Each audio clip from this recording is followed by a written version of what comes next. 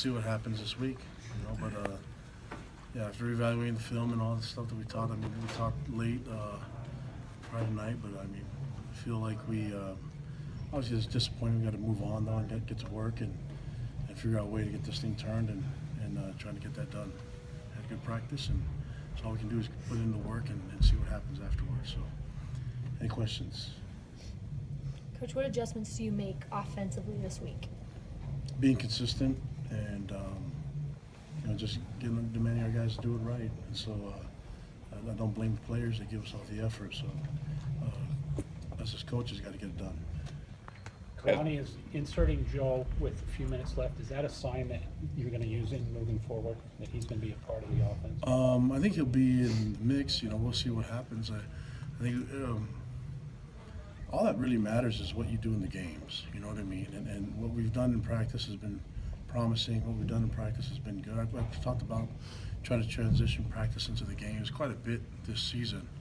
So really, it's bottom line. Just do it in the games and make it work. Otherwise, how much longer do we have to keep working on it? So that's with every personnel, every position, you know what I mean? And quarterback's no different. So I think that, what Tanner did in the first quarter was really good for us. But we just need to be consistent as a group, and that's the job for coaches to get it done. And so I think Joe being in the mix is because Bo was banged up and is not healed yet, and wasn't able to go last week. And so we'll see how that progresses with Bo as well. So that probably had more to do with it than anything else, and just need to see consistency from all our positions, and quarterback is obviously the most important one for us right now. What do you like about Joe as quarterback? Well, I don't know if there's much to see from that for that one part of the game, but he has a good arm. He goes through his reads right, and we saw a lot of improvement in him since returning from his mission. There's a lot of our guys that got home from their missions that in the last couple of months have really made a strong push in conditioning and being able to get close to their getting closer to get rid of the mission legs, I guess, and he seems to be one that's been pushing it pretty fast at a pretty good pace. As a head coach, what's your level of involvement with the offense right now? Oh yeah, I'm in there. Obviously, it's on me. Our offense's issues are my fault. So, yeah, I'm in there in the mix with them and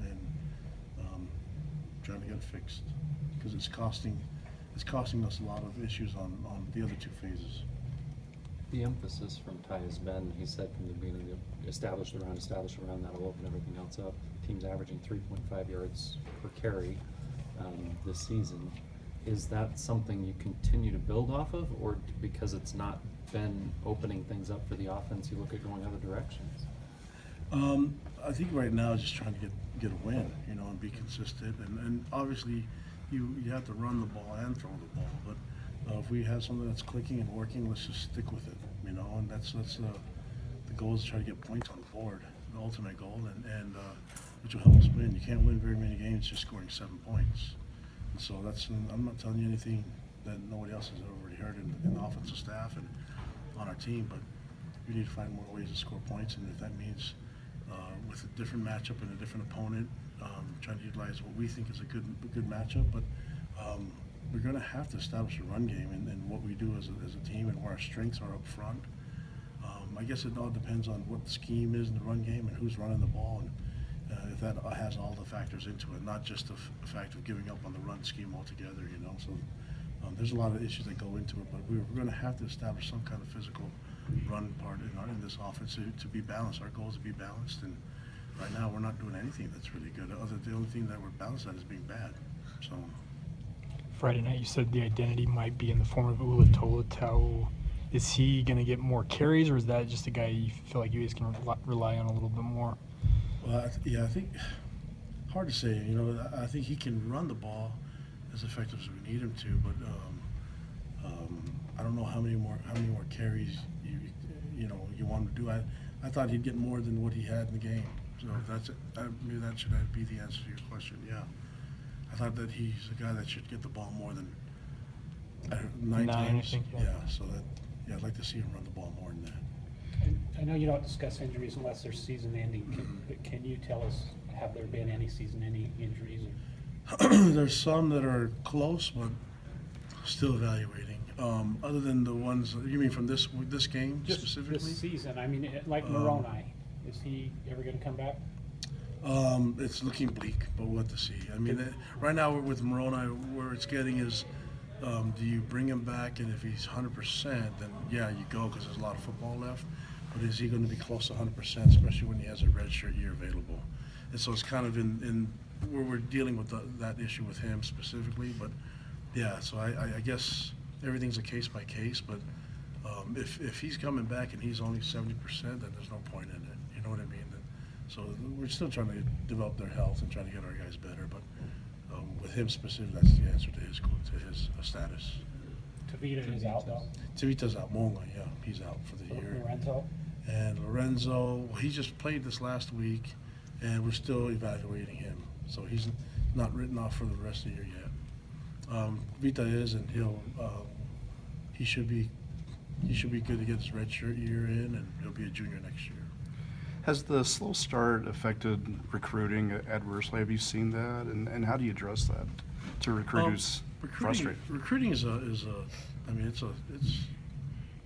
part of recruiting is just everything included. I mean, there's guys on our team that this time last year no one thought we would get, you know, and whether it's transfers or guys committing and decommitting, that's part of recruiting. That's the goal is to get the best guys here that want to be here, and wish them the best if they don't. So we'll keep recruiting, but I mean, it's a long time. It's signing day. There's a lot of things that could happen, and we're going to just keep, you know, trying our best with recruiting as much as we can and get the best fit for the school and this program. What do you tell a prospect who expresses frustration with the start, and what do you say on that? Oh, you're just honest with them. You know, I think that you talk about your culture as a team and what you're trying to build here and what we're trying to establish as our foundation, and that they're a big part of it. I mean, so a lot of these recruits, especially here at BYU, are going on missions right away, and so you know, you kind of talk about the future and where things are going to be. And obviously, we didn't think we'd start with the first 6 games with this record, but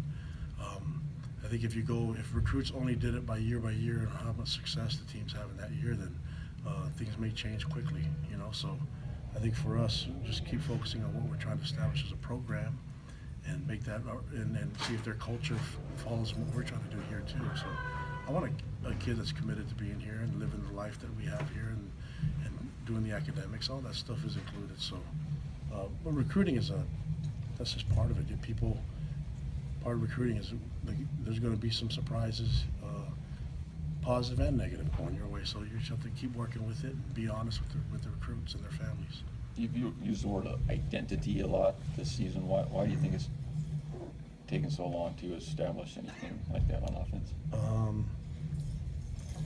Probably a lot of reasons. I don't know if it's one single reason, but yeah, I'm going to hang it on me. So the kids are doing everything we ask, and I'm not coaching them well enough. So that's what it comes down to. Second SEC But opponent. we want to develop an identity. I mean, that's something you can hang your hat on, you know. And as an offense, we want to. I think defensively we kind of have that, but we wanted to get better. You know, I think last year defensively we were more aggressive, and so we're trying to find ways to create more big plays. Offensively, it's taken a while to develop, and that's my fault. Second SEC opponent in Mississippi State this week. You had a crazy game with them last year, double overtime. What are you expecting this year? Well, I mean, the quarterback has another year under his belt. He's a lot more effective, especially in the run game. I mean, he can do some really good things with his feet, and you know, they've had some really good success with him running behind the center.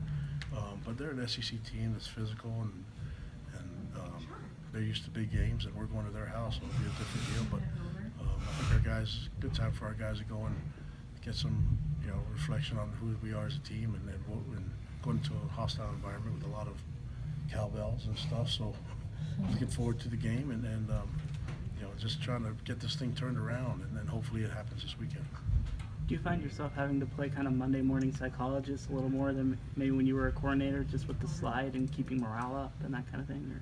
Oh, these guys, I mean, the morale's good. I think if you're not in touch with your players and you're not in communication with them, then it could really drop, you know. But our guys our coaching staff's involved, our players. I mean, we love them, and they're part of our family, so we're heavily involved in talking with them, communicating with them, and so I don't feel that at all, you know. And I know that some people it's hard to believe, but we have a good beat on these guys and mentally, and what we think they, you know, where they're at right now. And there's no quitting them. If there was, you'd see it on the field, and we're not seeing it in practice. We're not seeing it in games as far as effort and buy-in. And so what it comes down to is that you got to coach them up better. That's pretty much what it comes down to. Have the injuries at the linebacker position affected the defense's play as a whole, in your opinion? I think every injury affects people, affects the team, but I mean that's part of college football. Everybody has injured players, you know. And right now we're testing some of our depth and consistency, testing some of that. But that's at every position, and I'm not going to blame injuries for some of the issues that we have and some of the plays that we give up. Some of the teams this year have been able to run the ball. I mean, that's always, you've always said that's been your emphasis to stop that. In order, and like you said, this is a team that has had success running the ball that you're going up against. Do you look at changing personnel? Do you change the scheme? Like, do you have to try and do things differently because teams have had success in the I think so. I think you can do a few things that'll help you a little bit here and there, but I mean, that's all part of the game plan and part of our scheme. But we do that every week, you know. But I think the most important thing is that just sometimes it's okay for our defense to give them a long field and just keep working, you know. And I think the costly issues that we're having right now are turnovers, and the fact that the defense isn't able to create turnovers is hurting us as well. So I don't know where we stand in turnover margin, but it can't be great. And half of that, the defensive guys understand is that they need to create turnovers, and that's what they're going to be focused on is being disruptive and, you know, being aggressive and finding ways to make big plays. And our offense is going to be focused on holding onto the ball and making good decisions so it doesn't cost us and doesn't cost our team. Last couple of questions. With your defensive background, are you able to lend some kind of perspective to the offense that maybe they're not thinking about? Yeah, I mean, I've tried to help out as much as I can, and with some of the issues that we're having, so that I evaluate it all. So I told you, it's on me. I've got to do a better job this week and make sure our guys are ready, and that we can have a chance of winning. We talk all the time about practice and translating to the game. You've seen players that seem to excel under the spotlight over your career. Do you just not have enough guys that are doing that are able to just really step up and excel in those big moments? Because practice and games are different in that sense. That's true. I mean, you can't simulate a game type of setting other than play the game, and that's why some guys get better experience. But the players are doing everything that we ask them to, and it's our job as coaches to figure out who are the guys that can perform on the big stage, you know. And so that's, once again, it comes down to getting the right guys on the field and in the right moment. And obviously, you can't just think that practice is going to be just like in the games. But I think we should have a good beat on a good feel on who can be the guys that can be the playmakers for us right now. I mean, we're communicating with these guys. We're with them all the time, and there's some guys that probably deserve more of a shot than what we've been giving them. And that's once again, I come back to what we have to do as coaches, whether it's scheme or personnel, it's on us. Anything else?